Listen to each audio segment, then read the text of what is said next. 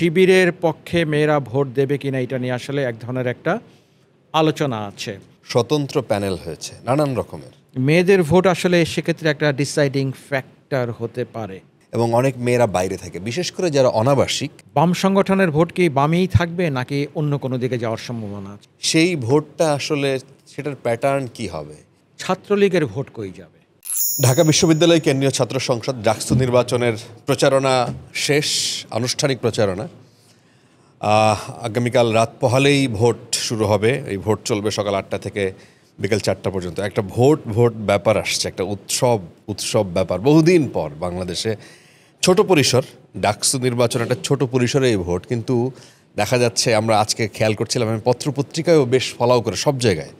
In fact প্রায় বেশিরভাগ কাগজেরই বোধহয় খুব সম্ভবত লিড নিউজ। হ্যাঁ, লিড নিউজ ছিল এবং এটা মানে বেশ গুরুত্ব পাচ্ছে। এটা শুধুমাত্র পত্রিকার কাছ থেকে পাচ্ছে সংবাদপত্র তা না, সাধারণ মানুষের মধ্যেও কিন্তু এটা নিয়ে ব্যাপক আলোচনা আছে যে ডাকসু নির্বাচনে কি হতে যাচ্ছে, কারা জিতবে, কোনো রকম কোনো আর্লি ইন্ডিকেশন পাওয়া যাচ্ছে কিনা। সো এটা নিয়ে ব্যাপক আলোচনা আছে। আচ্ছা, এটা নিয়ে আজকে আমরা কথা বলতে চাই। আমরা তার আগে কয়েকটা পত্রিকার, যেহেতু পত্রিকায় আজকে এত লেখালেখি এটা নিয়ে, যুগান্তর লিখেছে রাত পোহালেই ডাকসু ও হল সংসদ নির্বাচন, শেষ মুহূর্তে নানান সমীকরণ, ফ্যাক্টর হবে ছাত্রী এবং অনাবাসিক ভোটার, নেওয়া হচ্ছে নানা কৌশল, 3 স্তরের নিরাপত্তা, আজ রাত 8টা থেকে সর্বসাধারণের জন্য ক্যাম্পাসে প্রবেশ নিষেধ। আচ্ছা, সাবেক ভিপি জিএসদের প্রত্যাশা নিয়েও একটি নিউজ করেছে তারা। ডাকসু হোক বৈষম্যহীন সমাজ ও গণতন্ত্র নির্মাণের ভ্যানগার্ড, অর্থাৎ সাবেক যারা ভিপি জিএস ছিলেন তারা কি মত দিয়েছেন সেটা নিয়েই এই মতামত ধর্মী একটা বিশ্লেষণ তারা চেপেছে। প্রথম আলো বলেছে যে শান্তিপূর্ণ ভোটের প্রত্যাশা শিক্ষার্থীদের, দখলদারত্ব, নির্যাতন, নিপীড়ন ও পেশি শক্তি নির্ভর রাজনীতিকে চিরতরে বিদায় করতে নিয়মিত ডাকসু নির্বাচন চান শিক্ষার্থীরা। তারা আরও বলেছে নির্বাচন নিয়ে কোনো ধরনের গুজবে কান না দিতে শিক্ষার্থীদের প্রতি আহ্বান জানানো হয়েছে। বিভিন্ন প্যানেলের ইশতেহারে গণরুম, গেস্ট রুম সংস্কৃতির স্থায়ী অবসানের প্রতিশ্রুতি দিচ্ছেন যারা প্রার্থী দিয়েছেন তারা। নির্বাচনের পরিবেশ শতভাগ ঠিক আছে, এটা নির্বাচন কমিশনার তিনি বলেছেন। একটু ব্যতিক্রম একটা নিউজ দেখলাম আমার দেশ, তারা করেছে যে ডাকসু নির্বাচন ভণ্ডুলে গভীর চক্রান্ত হচ্ছে। তারা বলছে যে শিক্ষার্থীরা সজাগ, প্রতিহতের ঘোষণা। এই রিপোর্টটায় তারা, আমি একটুকে পড়ার চেষ্টা করলাম, তারা বলছেন যে বিভিন্ন মহল থেকে, যেহেতু সামনে জাতীয় নির্বাচন, ফেব্রুয়ারিতে এই নির্বাচন হওয়ার কথা, তার আগে ডাকসু নির্বাচন যেহেতু এটা ছাত্র সংসদ নির্বাচন, এবং এখান থেকে যদি ছাত্রদেরকে একটু কোনো না কোনোভাবে একটা ষড়যন্ত্র এখানে অ্যাপ্লাই করা যায়, সেটা ছড়িয়ে পড়বে দেশের। জাকসুতেও নির্বাচন হচ্ছে, জাহাঙ্গীরনগরে, রাকসুতে, চট্টগ্রাম বিশ্ববিদ্যালয়ে হবে। তো সেই সব জায়গায় যেন এটা ছড়িয়ে পড়ে, সেই রকম একটা গভীর চক্রান্ত হতে পারে, সেই বিষয়ে তারা এই রিপোর্টটি করেছে। সেটা পত্রিকার হয়তো তাদের কোনো ফাইন্ডিংস আছে, বাট এখন পর্যন্ত নির্বাচনের ক্ষেত্রে যতটুকু বিশ্ববিদ্যালয় প্রশাসন থেকে বলা হয়েছে যে নির্বাচনের নিরাপত্তার ব্যাপারটা তারা নিশ্চিত করছে এবং সবাই যাতে ভোট দিতে পারেন ঠিকঠাক মতো, সেই ব্যাপারটা তারা এনশিওর করার চেষ্টা করছেন, সেইটাই বলছেন। এবং এই যে আপনি বললেন যে পত্রিকায় এসছে যে আজকে থেকেই ক্যাম্পাসে, ঢাকা বিশ্ববিদ্যালয় ক্যাম্পাসে ঢোকার ক্ষেত্রে বেশ কড়াকড়ি করা হচ্ছে। কালকে হয়তো একেবারেই অনেকেই ঢুকতে পারবে না, মানে সাধারণ মানুষ ঢুকতে পারবেন না। আজকে থেকেই সেটা, রাত থেকে এটা কার্যকর হচ্ছে। সো নিরাপত্তার ব্যাপারটায় জোর দেয়া হচ্ছে, কোনো সন্দেহ নেই। একটা পর্যায়ে প্রশাসনের পক্ষ থেকে সেনাবাহিনী থাকবে এরকম কথা বলা হলো, সেনাবাহিনীর পক্ষ থেকে বলা হয়েছে যে তারা আসলে নির্বাচনের সাথে সংশ্লিষ্ট না, সেটা বলা হয়েছে। তবে কোনো সন্দেহ নেই যে নিরাপত্তায় কোনো রকম কোনো সমস্যা হলে পরে সেটা আসলে সরকারিভাবে সেটা নিশ্চয়ই দেখা হবে। আচ্ছা, পুলিশের পক্ষ থেকে কিছুক্ষণ আগে আমরা একটা ব্রিফিং দেখলাম, সেখানেও তারা বলেছে যে তারা কয়েক স্তরের নিরাপত্তা এখানে নিশ্চিত করার জন্য তারা ব্যবস্থা গ্রহণ করেছেন। কালের কণ্ঠ তারা লিখেছে ডাকসুর প্রচারণা শেষ, ভোট কাল, ভোট গণনা ওএমআর মেশিনে, গুজবে কান না দিয়ে ভোট কেন্দ্রে আসার আহ্বান কমিশনের, শপথ নিলেন ছাত্রদল প্রার্থীরা। পত্রপত্রিকার মতো সাধারণ মানুষের এইটা নিয়ে এক ধরনের প্রত্যাশা। আমরা যখনই কোনো কন্টেন্ট, আমাদের টেলিভিশন যেহেতু এখনও অন এয়ারে আসে নাই পুরোপুরি, সো আমরা যখনই এই ডাকসু কেন্দ্রিক কোনো কন্টেন্ট দিচ্ছি দেখলাম যে মানুষ হুমড়ি খেয়ে পড়ছে। মানে কি হচ্ছে, এই নির্বাচন যেহেতু বহুদিন পরের, বহুল আকাঙ্ক্ষিত, মানে ভোট যে উৎসব বাংলাদেশে, সেটি কিছু হলেও বোঝা যাচ্ছে মনে হয়। ছাত্রদলের প্যানেল, ছাত্র শিবিরের প্যানেল, বামপন্থীদের প্যানেল, তারপরে স্বতন্ত্রদের প্যানেল, তারা যখন ভোট চাইছেন এবং এমনভাবে ভোট চাইছেন, একটা উৎসব মুখর একটা ব্যাপার স্যাপার সাধারণ ছাত্রছাত্রীদের সাথে, এবং সবাই স্বতঃস্ফূর্ত। 2008 সালের পরে আসলে জাতীয় পর্যায়ে তো ওরকম কোনো নির্বাচন, মানে প্রতিদ্বন্দ্বিতাপূর্ণ কোনো নির্বাচন হয়েছে এটা তো বোধহয় আমরা এটা মনে করতে পারছি না, আমাদের হয়তো স্মরণেই নাই এটা। স্থানীয় পর্যায়ে কিছু নির্বাচনে হয়তো প্রতিদ্বন্দ্বিতা হয়েছে, ধরেন সেগুলো হয়তো উপজেলায় অথবা ইউনিয়ন পরিষদে, কিন্তু মানে ব্যাপক ভিত্তিতে ডাকসু যেহেতু আসলে একটা ব্যাপক ভিত্তিক বাংলাদেশের সবচেয়ে বড় বিশ্ববিদ্যালয়ের নির্বাচন, এটা ছাত্রদের নির্বাচন, স্বাভাবিকভাবেই এইটাকে আমরা ধরে নিতে পারি যে আসলে একটা ব্যাপক ভিত্তিক নির্বাচন এই প্রথমেই হচ্ছে গত 17 বছর বা তার চেয়েও বেশি সময়। এবং মানে নির্বাচন যে আসলে একটা হতে পারে প্রতিদ্বন্দ্বিতাপূর্ণ, মানুষজন হয়তো ভুলেই গেছিল। ডাকসু হয়তো সেটাকে স্মরণ করিয়ে দিচ্ছে মানুষকে। এবং স্বাভাবিকভাবেই ওই যে ডাকসুতে কারা জিততে পারে, কি ধরনের ফ্যাক্টরগুলো এখানে কাজ করতে পারে, বিশ্লেষণ চলছে, এই বিষয়গুলো নিয়ে আলোচনা হচ্ছে, মানুষের মধ্যে আলোচনা হচ্ছে। এবং কোনো সন্দেহ নেই বেশ কিছু ফ্যাক্টরও নিশ্চয়ই আছে যেগুলো আসলে এই ভোটের আউটকাম সেটাকে হয়তো ইনফ্লুয়েন্স করবে, একটা প্রভাব রাখবে এখানে। সেই ইস্যুগুলো নিয়ে মানুষের মধ্যে আলোচনা আছে।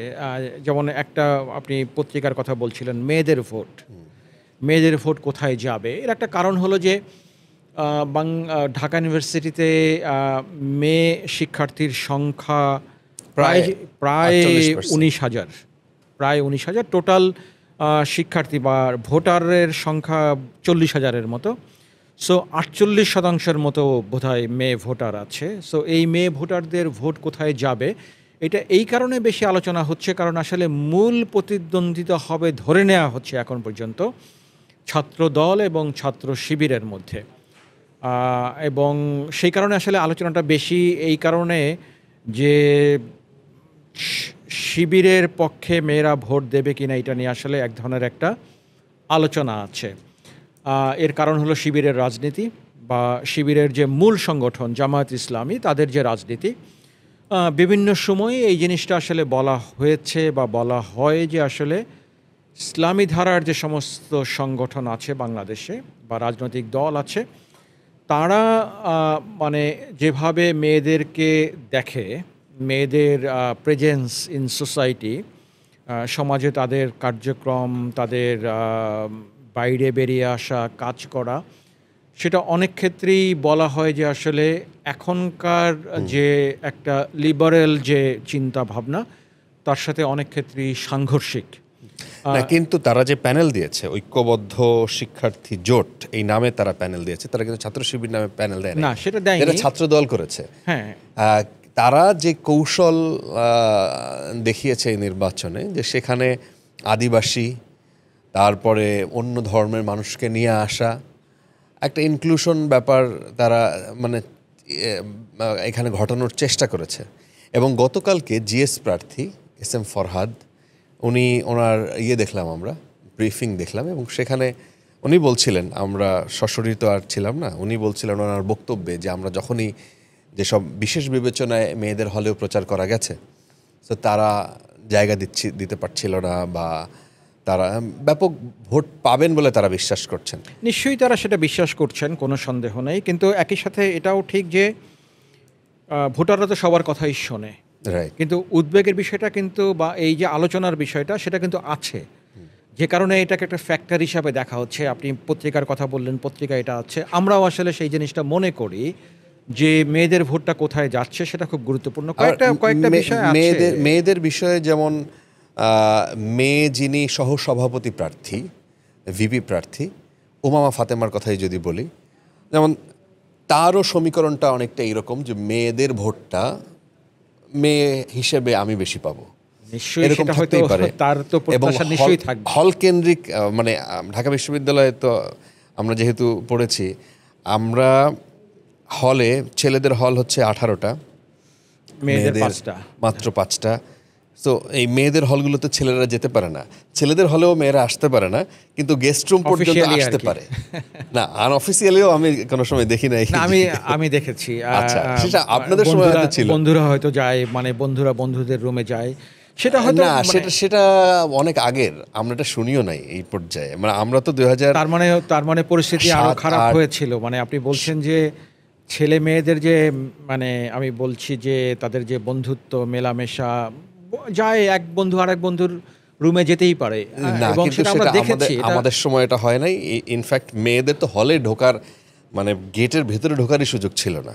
এবং সেটাই কিন্তু ফারাবি আমার কাছে যেটা মনে হচ্ছে যে এটা একটা গুরুত্বপূর্ণ ফ্যাক্টর হয় কি না, এই কারণে যে সেন্স অফ ফ্রিডম, হ্যাঁ, যে এই যে একটা স্বাধীনতার যে এক ধরনের একটা বোধ, যদি মেয়েরা এটা মনে করে যে এমন কোনো সংগঠন যদি ডাকসুতে নির্বাচিত হয় যেটা আসলে তাদের ওই সেন্স অফ ফ্রিডমকে এক ধরনের একটা বাধাগ্রস্ত করতে পারে, বা তাদের নিরাপত্তা, সার্বিক যে নিরাপত্তা, তারা মানে যেমন একটা আপনি জানেন যে ক্যাম্পাসে সানসেট আইন বলে একটা বিষয় আছে মেয়েদের ক্ষেত্রে, হ্যাঁ, right. সূর্যাস্ত আইন যেটাকে বলা রাত হয়, যে 9টা। না, একটা সময় ছিল সন্ধ্যার মধ্যে মেয়েদেরকে ঢুকতে হবে, আন্দোলন করে সময়টা বাড়াচ্ছে, আচ্ছা। এটা বাড়িয়েছে মেয়েরা কিন্তু।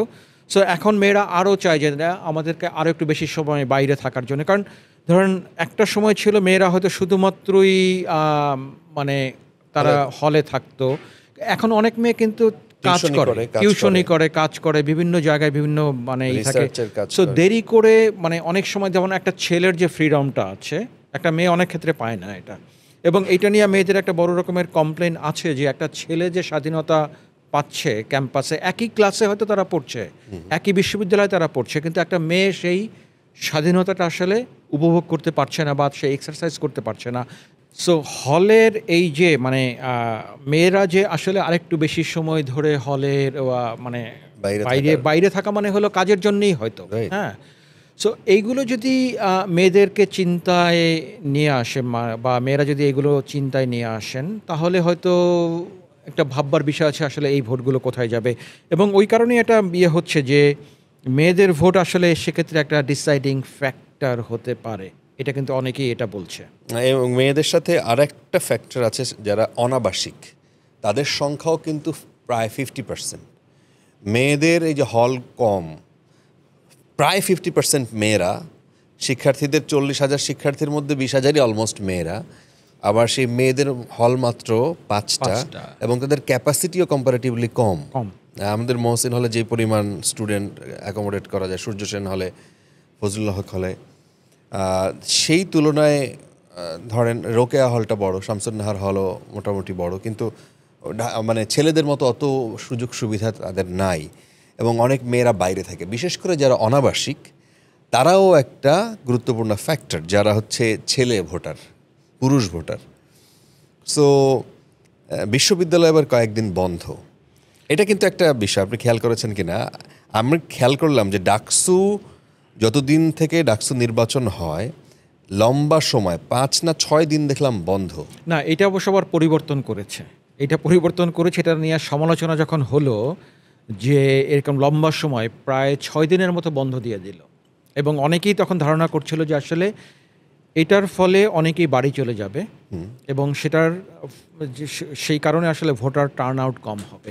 তারপরে কিন্তু একটা পরিবর্তন করেছে বিশ্ববিদ্যালয় প্রশাসন, বিশ্ববিদ্যালয় খোলা রেখেছে, শুধুমাত্র ভোটের দিন ক্যাম্পাস বা ক্লাস বন্ধ থাকবে আর কি। আচ্ছা।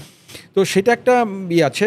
তো আবাসিক অনাবাসিক একটা ব্যাপার আছে, মানে এটা অবশ্য বেশিরভাগ ক্ষেত্রে ইনফ্লুয়েন্স করে বা ইম্প্যাক্ট তৈরি করে হলের যে ছাত্র সংসদ সেখানকার ভোটে, কারণ হলের মানে আপনি মোটামুটি ডাকসুর যারা কেন্দ্রীয় যেটা আর কি, সেখানকার ক্যান্ডিডেটদের প্রায় সবাই চেনে, এটা তারা আবাসিক হোক বা অনাবাসিক হোক, কিন্তু হলের যারা আসলে ক্যান্ডিডেট এদেরকে আবার অনেক ক্ষেত্রে অনাবাসিক যারা তারা খুব ভালো চেনে না, তখন ওইখানে আসলে একটা বড় হয়।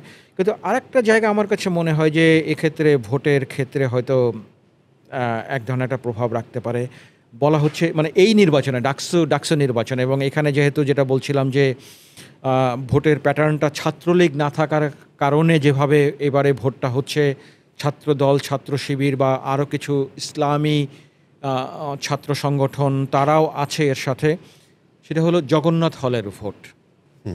আমরা জানি জগন্নাথ হলে মূলত মাইনরিটি যারা আছে, মাইনরিটি বিভিন্ন ধর্মীয় যে যারা মাইনরিটি আছে তারা মূলত জগন্নাথ হলে থাকে, এবং জগন্নাথ হলে ভোটের সংখ্যাও বেশ একটা বড় সংখ্যা, প্রায় 2000 বা তার চেয়েও বেশি হতে পারে আর কি সংখ্যাটা, এরকম একটা জানা আছে। তো এই ভোটগুলো কোথায় যাবে? কারণ আমাদের এখানে ধরে নেওয়া হয়, আমরা একসময় জাতীয় নির্বাচনে দেখেছি যে হিন্দুরা মূলত আওয়ামী লীগকে ভোট দেয়, এটা বলা হচ্ছিল আর কি। তাহলে পরে যদি ওই ভোটের সেই প্যাটার্নটা এখনও বজায় থাকে, তাহলে পরে জগন্নাথ হলের ভোট কোথায় যাবে? কারণ এবারে তো ছাত্রলীগ নাই।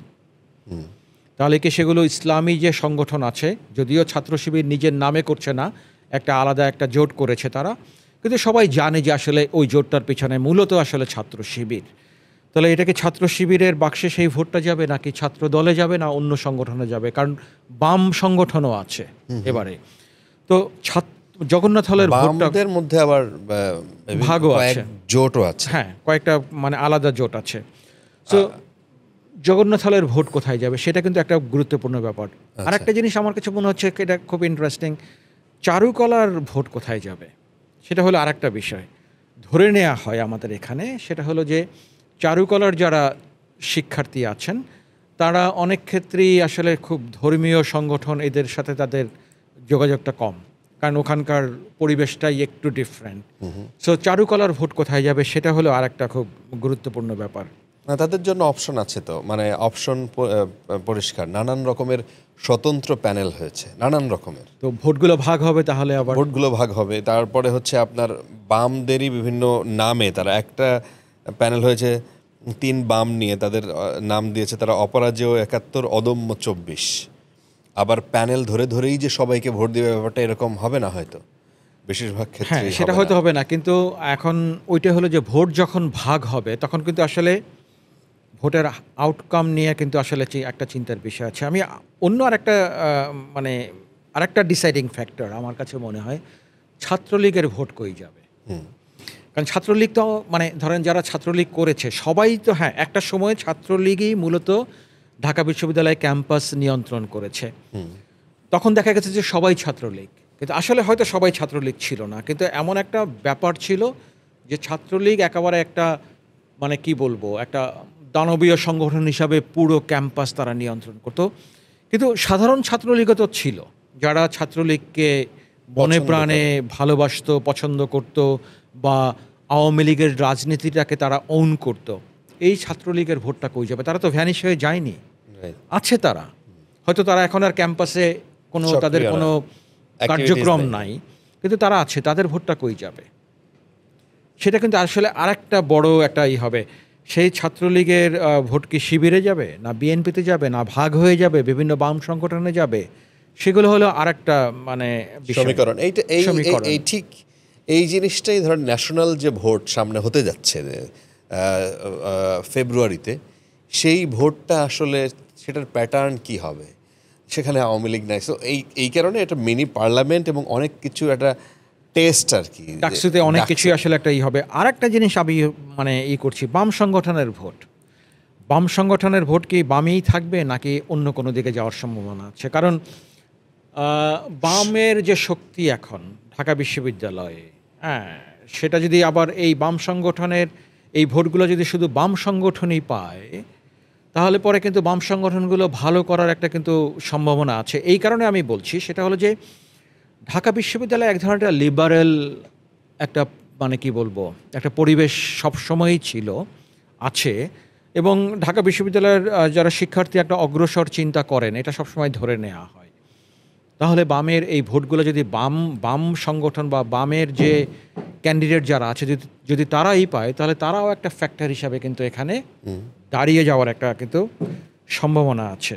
না, কিন্তু এককভাবে সুনির্দিষ্টভাবে যেমন বামদেরই কয়েকটা জোট অলরেডি তারা মাঠে, এবং তারা বিভিন্ন ব্যানারে আছে। যেমন এই যে বাম সংগঠনের একাংশ তারা বানিয়েছে প্রতিরোধ পর্ষদ। হ্যাঁ, প্রতিরোধ পর্ষদ আছে। আবার এই যে খুব আলোচিত ক্যান্ডিডেট মেঘ মল্লার বসুর কথা আমরা জানি, তাকে সে বাম তারপরে সংগঠন 3 থেকে বাম আসে। সংগঠন মিলেও যে অপরাজয় 71 আর অদম্য 24 তারা। তো আবার সেগুলো যদি ওই ভোটগুলো ভাগ হয়ে যায় তখন কি হবে? আমরা আরও যদি আমরা কয়েকটা জিনিস করি, সেটা হলো যে যে কারণে শিবিরের খুব সমালোচনা ছিল, ছাত্রলীগের মধ্যে ঢুকে যে তারা রাজনীতিটা করেছে, সেটা কী ধরনের আসলে ফ্যাক্টর হিসাবে কাজ করবে, সেটা হলো আরেকটা বিষয়। যে কারণে ওই ছাত্র শিবিরের বিরুদ্ধে খুব অভিযোগের ব্যাপারটা জানেন, গুপ্ত সংগঠন হিসাবে তাদের যে একটা সমালোচনা এটা করা হচ্ছে, সেটা একটা বিষয় আছে। সো এই ধরনের ফ্যাক্টর। আরেকটা আমার ফ্যাক্টর সবসময় মনে হয় যে ঢাকা বিশ্ববিদ্যালয়ে বিশেষ করে হলে, সেটা হলো আঞ্চলিকতা। আচ্ছা, হ্যাঁ, কে কোন অঞ্চলের, এটা খুব গুরুত্বপূর্ণ একটা ব্যাপার। ক্যান্ডিডেট, হ্যাঁ, ক্যান্ডিডেটরা ঢাকা বিশ্ববিদ্যালয়ে যেমন বরিশাল, নোয়াখালী, যশোর, ফরিদপুর, উত্তরাঞ্চল, এইগুলো কিন্তু খুব অনেক সময় কিন্তু কুমিল্লা, হ্যাঁ, এগুলো কিন্তু আসলে একটা ফ্যাক্টর হিসাবে দেখা গেছে। এবং এটা আমরা এর আগে দেখেছি আমরা যে আঞ্চলিকতার মানে একটা রোল প্লে করে, বিশেষ করে হলের যে আপনার ছাত্র সংসদ, চট্টগ্রামও আছে, খুলনাও আছে অনেক সময়। আবার অনেক ক্ষেত্রে জাতীয় রাজনীতি কী ধরনের আসলে ভূমিকা রাখবে এই নির্বাচনে, সেটা একটা বড় বিষয়। আমার খেয়াল আছে 1989 সালের যে ভোটটা হলো, তখন ছাত্র সংগ্রাম পরিষদ সেখানে জিতলো। কিন্তু 90 সালে যখন নির্বাচনটা হলো, তখন কিন্তু জাতীয় রাজনীতি অনেকটা পরিবর্তন হয়েছে এবং দেখা গেল 90 সালের ডাকসু নির্বাচনে ছাত্রদল এককভাবে জিতে গেল। 91 সালে যে নির্বাচন হলো, সেখানে বিএনপি ক্ষমতায় আসলো এরশাদ পতনের পরে, এবং আগের এইগুলো আছে ফ্যাক্টরগুলো। সো জাতীয় রাজনীতি কী ধরনের ভূমিকা রাখে, এটা একটা বড় বিষয়। এই মুহূর্তে আমরা জানি যে আওয়ামী লীগের পতনের পরে জাতীয় রাজনীতির গুরুত্বপূর্ণ ফ্যাক্টর এখন এই মুহূর্তে হলো বিএনপি বা জামাত, বা একই সাথে কিছু ইসলামী সংগঠন আছে তারা। এনসিপির আমরা জানি যে এনসিপি আছে ডাকসু নির্বাচনে। তাদের যারা নেতা আছে, তাদের নেতৃত্বেই মূলত আসলে গণ আন্দোলনটা হলো, 24 সালের গণ আন্দোলন একটা নতুন বাস্তবতার মধ্যে বাংলাদেশকে নিয়ে এসেছে। সো এই যে নতুন বাস্তবতায় যে নির্বাচনটা হচ্ছে, সেখানে এনসিপি সমর্থিত যারা আছে তাদের ক্ষেত্রে কি হবে। এবং ইন্টারেস্টিং ব্যাপারটা হলো কি, গণ আন্দোলনে যারা অংশ নিয়েছিলেন সেই ছাত্ররাই, তারা অলমোস্ট প্রায় সবাই বন্ধু, রাজনীতিতে অ্যাটলিস্ট তারা সবাই বন্ধু ছিলেন, এখন তারা প্রতিদ্বন্দ্বী হয়ে গেছেন। সেই প্রতিদ্বন্দ্বিতা কিভাবে আসলে এখানে একটা রোল প্লে করে, সেটা হলো একটা বড় বিষয়। সো এই যে ফ্যাক্টরগুলো আছে, দেখার বিষয় হবে যে আগামীকালকে কিভাবে আসলে ভোটটা হয়, এবং ভোট দেওয়ার ক্ষেত্রে এই বিষয়গুলো কিভাবে ভোটাররা, শিক্ষার্থীরা এগুলোকে মাথায় নিয়ে ভোটটা দেয়, সেটা খুব একটা ইন্টারেস্টিং ব্যাপার হবে।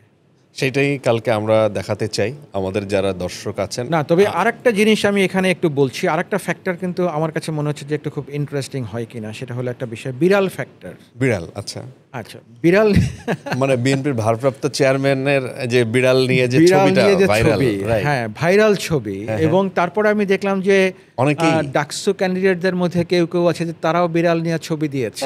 বিড়াল প্রেমী অনেক মানুষ আছে, এবং তারা খুব অসম্ভব পছন্দ করে বিড়াল, এবং যারা বিড়াল পছন্দ করে তারা বিড়াল প্রেমীদের ভোট পাবে কিনা, এটাও একটা ফ্যাক্টর হিসাবে কাজ করবে কিনা, এটা হলো আরেকটা বিষয়। আমার কাছে মনে হচ্ছে যে সেটাও হতে পারে। কিন্তু না, এই পোস্টের পরে আসলে এক রকমের একটা নাড়া পড়ে গেছে যে আমার বিড়াল আছে, এবং হচ্ছে আমি বিড়ালকে আদর করি এবং আমি বিড়াল পছন্দ করি। তো দেখা যাক কি হয় শেষ পর্যন্ত, কি দেখা যায়, মানে শেষ পর্যন্ত কি ঘটে, আমরা এটা দেখাতে চাই। কালকে সারাদিন আমরা একটা প্ল্যান করেছি, আমাদের এই ভোটটা যতটুকু সম্ভব আমরা আমাদের যারা দর্শক থাকবেন তাদেরকে, স্টার নিউজের সমস্ত প্ল্যাটফর্মেই থাকবে, সমস্ত প্ল্যাটফর্মে আমরা, এবং আমাদের টেলিভিশনেও থাকবে আশা করছি। হ্যাঁ, আশা করছি। দেখা যাক, আমরা এখনো অন এয়ারে আসি নাই না, কিন্তু আমরা তো এই মুহূর্তে টেস্ট ট্রান্সমিশনে আছি, পরীক্ষামূলক ট্রান্সমিশনে আছি। সো দেখাতে কোনো সমস্যা তো নিশ্চয়ই নাই। রাইট। সো যারা চান যে আমি নজর রাখতে চাই, নজর রাখতে পারেন স্টার নিউজে, মানে সোশ্যাল মিডিয়াতে, কিংবা আমাদের টেস্ট রান যেখানে হচ্ছে টেলিভিশনের পর্দায়। টেলিভিশনের পর্দায়। তো আজকে আলোচনা এখানেই শেষ করি।